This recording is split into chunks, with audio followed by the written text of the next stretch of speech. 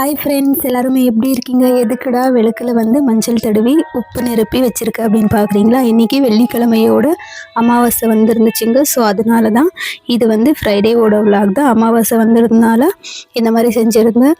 ஒரு அகல் விளக்கில் மஞ்சள் ஃபுல்லாகவே தடவி அதில் மஞ்சள் குங்குமம் எல்லாமே வச்சு உப்பு நிரப்பி ஒரு பக்கம் மஞ்சளும் குங்குமமும் தேய்ச்ச எலுமிச்சப்பழம் வச்சா ரொம்பவே விசேஷங்க. நம்ம கண் திருஷ்டி எவ்வளோ இருந்தாலும் போயிடும். அதில் ஒரு பாசிட்டிவ் வைப் வரும்.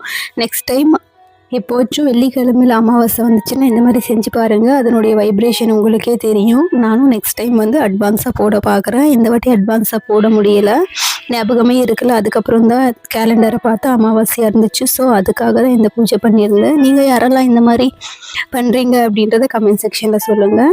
இதோட அமாவாசை நாள் திருஷ்டி சுற்றி போட்டோம் அப்படின்னா கண் திருஷ்டி எல்லாமே போகும். அதுவும் செய்யலாம். நான் செய்யலை, பட் செஞ்சால் நல்லது. ஃபஸ்ட்டாலாம் செஞ்சுருக்கேன், இந்த டைம் நான் செய்யலை. நீங்கள் யாராச்சும் திருஷ்டி பட்டிருக்கு குழந்தைங்களுக்கு அப்படின்னா அந்த மாதிரி செஞ்சு பாருங்கள், திருஷ்டி முழுக்க போயிடும். பூஜையெல்லாம் செஞ்சு முடிச்சதுக்கப்புறம் நைட் டின்னருக்காக பசங்க வந்து குழிப்பணியாரம் வேணும் அப்படின்னு கேட்டிருந்தாங்க. ஸோ குழிப்பணியாரம் தான் பண்ணியிருந்தேன்.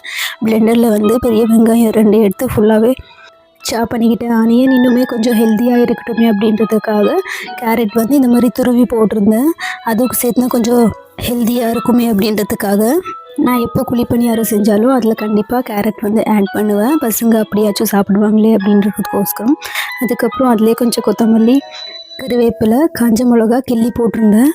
அதுக்காக ஒரு பேனில் வந்து கொஞ்சமாக ஆயில் ஆட் பண்ணி அதில் உளுந்து, கடலைப்பருப்பு, கடுகு, அதுக்கப்புறம் கருவேப்பிலை ஆட் பண்ணி விட்டேன். அது கொஞ்சமாக ஃப்ரை ஆனதுக்கப்புறம் நம்ம சின்னதாக சாப் பண்ணி வச்சு ஆனியன் ஃபுல்லாகவே சேர்த்துட்டு அது கோல்டன் ப்ரௌனும் ஆனதுக்கப்புறம் எடுத்து மாவில் சேர்த்து விட்டுக்கலாம். நான் மாவு ஆல்ரெடி கலந்து வச்சுருந்தேன். ஆனியன் மட்டும்தான் நம்ம ஃப்ரை பண்ணணும். ஆனியன் ஃப்ரை பண்ணும்போது கொஞ்சமாக சால்ட் போட்டு ஃப்ரை பண்ணணும். அதுக்கப்புறம் நம்ம ஃப்ரை பண்ண ஆனியன், அதுக்கப்புறம் கேரட் எல்லாமே சேர்த்து விட்டு நல்லா கலந்து விட்டோம்னா கொஞ்சமாக உப்பு, சோடா மாவு சேர்த்து விட்டு கலந்து விட்டோம்னா சூப்பராக நம்மளுக்கு வந்துட்டு குழிப்பணியாரத்துக்கு மாவு வந்து ரெடி ஆகிடும். நான் இன்றைக்கி வந்து தொட்டுக்க சட்னி தான் செஞ்சுருந்தேன். பொட்டுக்கடலை சட்னி ரொம்பவே நல்லா இருந்துச்சு.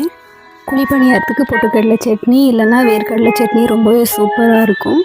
அதுக்கப்புறம் அதுக்கு ஒரு தாளிப்பு போட்டு விட்டு ரெடி ஆகிடுச்சு. ரொம்பவே நல்லா இருந்துச்சு. பசங்க எப்போவும் விரும்பி சாப்பிடுவாங்க. மோஸ்ட்லி எப்போ குழிப்பணியாரம் செஞ்சாலும் நாங்கள் வந்து மார்னிங் டைமில் இல்லைன்னா ஈவினிங் ஸ்நாக்ஸ் டைமில் அந்த மாதிரி தான் செய்வோம். நைட் டைமில் செய்ய மாட்டோம். இன்றைக்கி பசங்க வேணும் அப்படின்னு கேட்டதுனால தான் நான் டின்னருக்கு சமைச்சிருந்தேன். இருந்தாலும் நல்லா இருந்துச்சு. இதுக்கு கொஞ்சம் ஆயில் கூடவே பிடிக்கும். ஸோ அதுக்காக நைட் டைமில் சாப்பிடும்போது கொஞ்சம் 7 மணிக்கு 7:30 மணிக்கு சாப்பிட்றது பெட்டர் தான்.